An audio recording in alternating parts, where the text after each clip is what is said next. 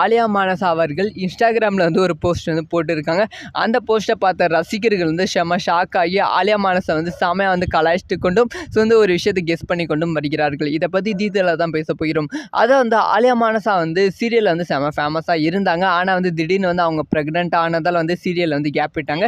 So அப்போ வந்து பெரும் விமர்சனம் வந்து எழுந்தது. அவ்வளோதான், ப்ரெக்னென்ட் ஆகிட்டீங்க, குழந்தெல்லாம் வரப்போகுது, இதுக்கு மேலே வந்து சீரியலில் நடிக்க மாட்டீங்க அப்படி இப்படின்னு பெரும் விமர்சனம் வந்து எழுந்தது. அது எல்லாத்தையுமே உடைத்தது கயல் அப்படிங்கிற ஒரு சீரியல் வந்து மீண்டும் வந்து சன் டிவியில் வந்து என்ட்ரி வந்து கொடுத்தாங்க. இனியா சீரியல் மூலமாக இது வந்து மிகப்பெரிய வரவேற்பு வந்து அந்த சீரியல் வந்து பெற்றது. ஸோ இப்போ வந்து மீண்டும் வந்து தன்னோட இன்ஸ்டாகிராம் பேஜில் ஒரு போஸ்ட் வந்து ஆலியா மானசா வந்து போட்டுருக்காங்க.